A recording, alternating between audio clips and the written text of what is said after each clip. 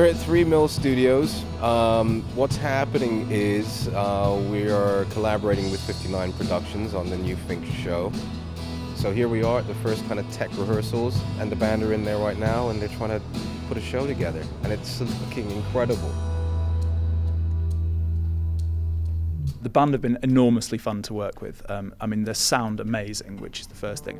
They came in yesterday and they literally, threw their instruments around the stage and reconfigured things and made it work. And they've just been playing, and we've been playing around them on producing an aesthetic that's made specifically for them. And hopefully no one will have ever seen anything that's quite like it.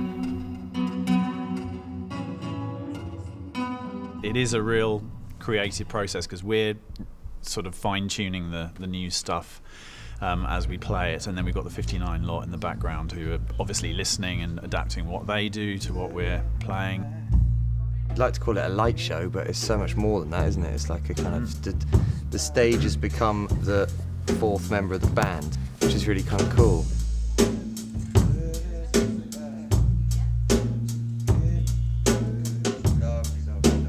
The show that we've designed for this particular tour is unusual for us. It's not particularly a projection-based show. We've designed the lighting and the set for this as well. The main sort of backbone of the design is this sweeping curve of angle poised lights, and using the video technology that we normally use for projection, we can map elaborate textures and chases onto this grid of units. Jonathan Lyle, our technical manager, has personally hand-wired every single angle poise lamp and every single dimmer to make this show work. So, yeah, that's a labour of love, really. I now have very sore fingers and a blood blister, which is fun. The whole point of the show is that it's flexible and can be configured to suit the stages, because we'll be playing tiny venues to huge venues. So the set, all flat packs.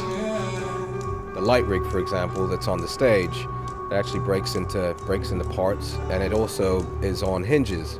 So, we had to allow for strange stage sizes. So, say a stage that might be arced. How do we deal with that? It's like, okay, well, we need to arc the lights around the band.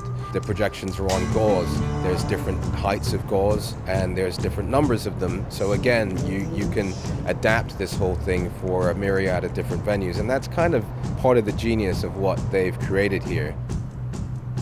It takes the pressure off us a little bit to not fill all the sound and space with stuff that we do. It allows us to kind of focus on what we do best, which is just sing and play and try and get the most emotional range we can get out of that. 3 of us together on stage with some stuff, and let the stage do the biz.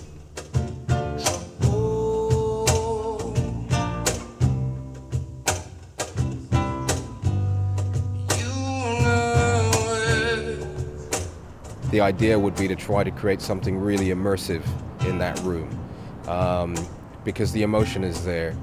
A Fink gig is a really intimate experience. It's, you can look each musician in the eye. There's only 3 of them, and they're right at the front of the stage, and, it's incredibly human. There's no kind of disconnect between the band and the audience. And I think that's a real big part of it.